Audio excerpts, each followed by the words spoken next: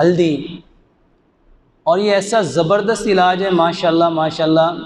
ये जो डॉक्टर अक्सर कह देते हैं कि बच्चों के टॉन्सिल्स का ऑपरेशन करवाओ, मेरे भाइयों सिर्फ 3 दिन सुबह दोपहर शाम 9 बार ये जो देसी हल्दी है, टर्मरिक पाउडर है, इसको उंगली गीली करो, उसके ऊपर हल्दी लगाओ और पूरा उन टॉन्सिल्स के ऊपर हल्दी लगा दो और उसको 2-3 मिनट के लिए उसे को बेटा मुंह को बंद नहीं करना, मुंह खुला रखो, ताकि वो जो हल्दी है वो उस जगह पे आसानी से आराम से जज़ब हो जाए।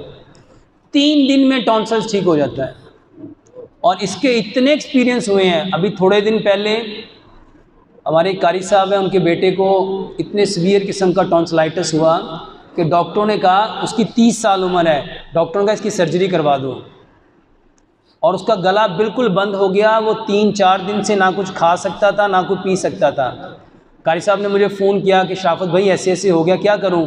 तो मैं कहा कारी साहब उसे एक दफ़ा मेरे पास भेज दो। वो मेरे पास आए, मैंने देखा तो मैंने उसे कहा कि अभी हल्दी लगाओ। मैंने हल्दी लाया, उसकी उंगली को गीला किया और लगाया।